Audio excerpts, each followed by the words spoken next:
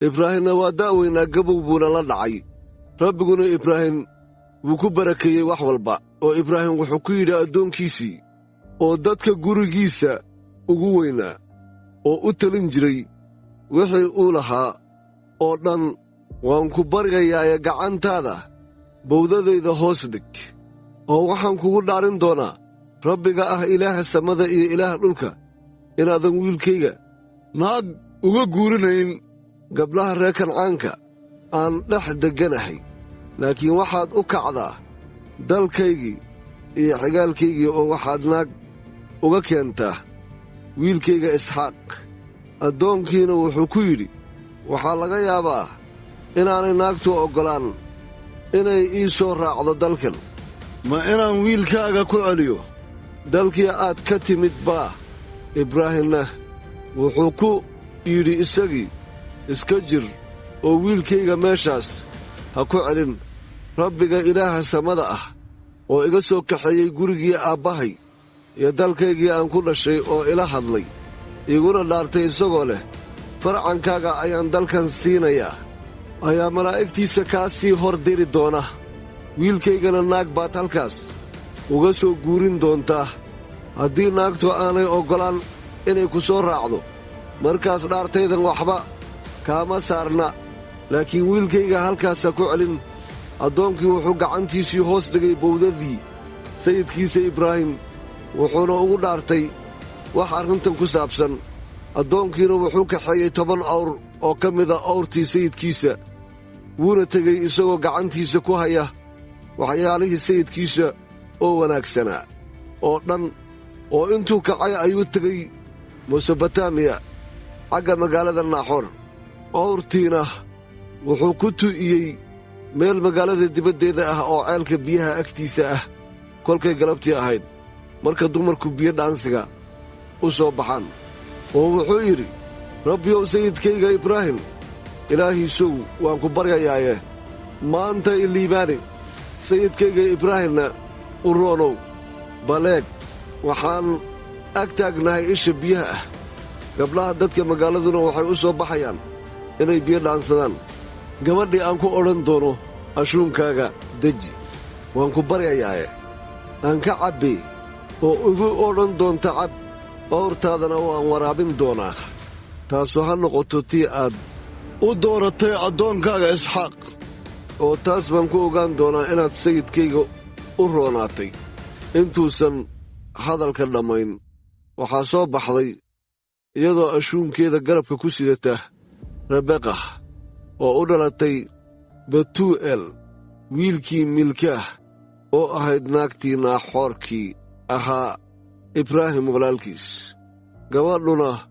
waa suurad quruxsanayd, waxayna ahayd bikrad aan ninna u tegin. waxay tagtay ishii biyaha ahayd xaggeeda, oo intay ashuunkeedii soo buuxsatay ayay soo baxday. markaasuu addoonkii ku orday inuu ka hor tago,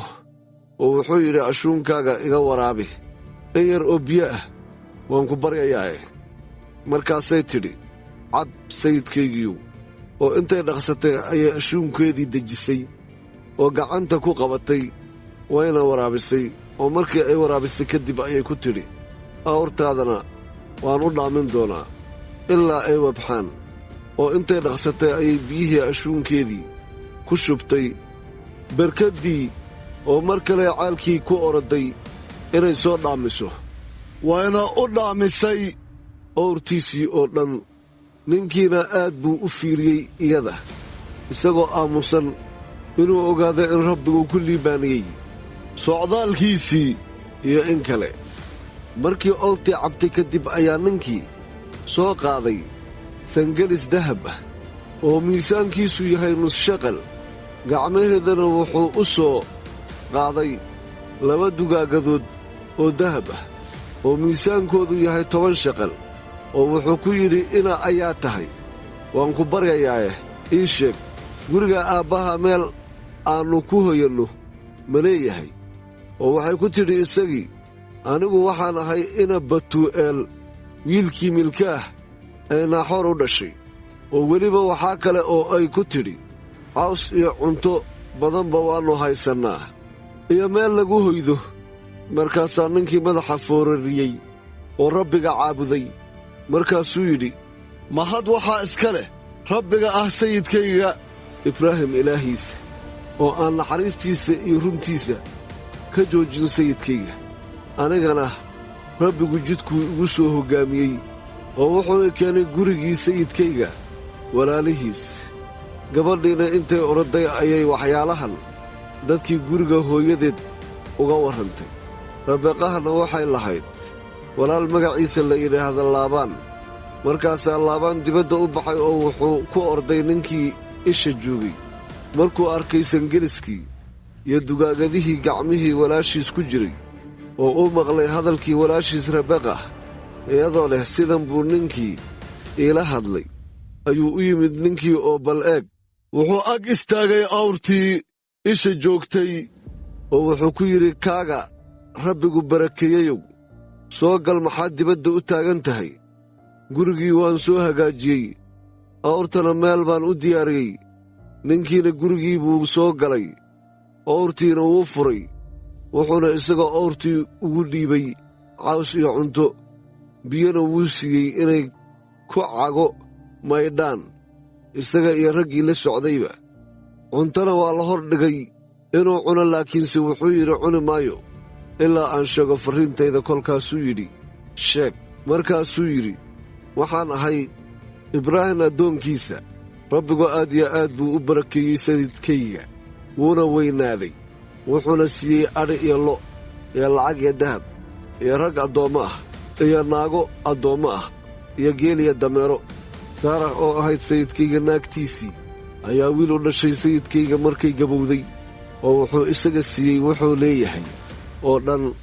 sayidkayguna wuu i dhaariyey isagoo leh wiilkayga waa inaanad naag uga guurin gabdhaha reer kancaanka aan dalkooda degganahay laakiinse waxaad u kacdaa gurigii aabbahay iyo xigaalkaygii oo wiilkayga naag uga keen markaasaan sayidkaygii ku idhi waxaa laga yaabaa inaanay naagtu isoo raaci doonin oo wuxuu igu yidhi rabbiga aan hortiisa ku socdo wuxuu ku raacin doonaa malaa'igtiisa jidkaagana wuu kugu liibaanin doonaa wiilkaygana naag baad uga guurin doontaa xigaalkaygii iyo gurigii aabbahay dabadeedna dhaartayda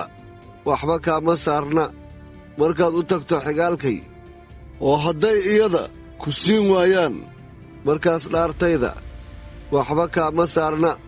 maantaan isha imid oo waxaan idhi rabbiyow sayidkayga ibraahim ilaahiisow haddaad haatan jidkayga aan ku socdo igu liibaanisid bal eeg waxaan ag taaganahay isha biyaha ah gabadhii u soo baxday inay biyo dhaansato oo aan ku odhan doono waan ku baryayaayaa ashuunkaaga iga sii in yar oo biyo ah aan cabbi oo igu odhan doonta cab awrtaadana waan u dhaamin doonaa taasu ha noqoto tii rabbigu u doortay wiilka sayidkayga oo intaan hadalkii qalbigayga ka dhammaan ayaa rabeeqah soo baxday iyadoo ashuunkeedii garabka ku sidata markaasay ishii ku dhaadhacday oo soo dhaansatay annan waxaan ku idhi waan ku baryayaaye i waraabi iyana intay dhaqsatay oo ay ashuunkeedii garabkeeda ka soo dejisay ayay tidhi cab awrtaadana waan waraabin doonaa sidaa daraaddeed waan cabbay awrtiina way waraabisay markaasaan weyddiiyey oo ku idhi ina ayaa tahay oo waxay tidhi ina batuu'eel wiilkii naaxoor ay milkaah u dhashay isaga markaasaan sangeliskii sanka u sudhay dugaagadihiina gacmaha u geliyey kolkaasaan madaxa foorariyey oo rabbiga caabuday oo waxaan ammaanay rabbiga ah sayidkayga ibraahim ilaahiisa oo igu soo hoggaamiyey jidkii toosnaa inaan gabadhii sayidkayga walaalkiis u kaxeeyo wiilkiisa haddaba haddaad sayidkayga ula macaamiloonaysaan si raxmad leh oo daacad ah ii sheega haddii kalese ii sheega inaan u leexdo xagga midigta ama xagga bidixda markaasay laabaan iyo batuu'eel jawaabeen oo yidhaahdeen waxaanu wuxuu ka soo baxay xagga rabbiga annana kugulama hadli karno xumaan iyo samaantoona bal eeg rabeeqah waa ku hor joogtaaye kaxee oo la tag oo ha noqoto sayidkaaga wiilkiisa naagtiisa sidii rabbigu ku hadlay markii uu ibraahim addoonkiisii hadalkoodii maqlay ayuu rabbiga u sujuuday markaasuu addoonkii soo bixiyey jawharo lacag ah iyo jawharo dahab ah iyo dhar oo Rabeqa siiyey walaalkeed iyo hooyadeedna wuxuu siiyey waxyaalo qaali ah markaasay wax cuneen oo wax cabbeen isaga iyo raggii la jirayba habeenkii oo dhanna halkaasay joogeen aroortii bay kaceen oo wuxuu yidhi xagga sayidkaygii ii dira walaalkeed iyo hooyadeedna waxay yidhaahdeen gabadhu ha nala joogto dhowr maalmood ugu yaraan 10 beri dabadeedna way tegi doontaa markaasuu ku yidhi iyagii rabbigu waa igu liibaaniyey jidkaygii sidaas daraaddeed ha raajinina ee idira inaan sayidkaygii u tago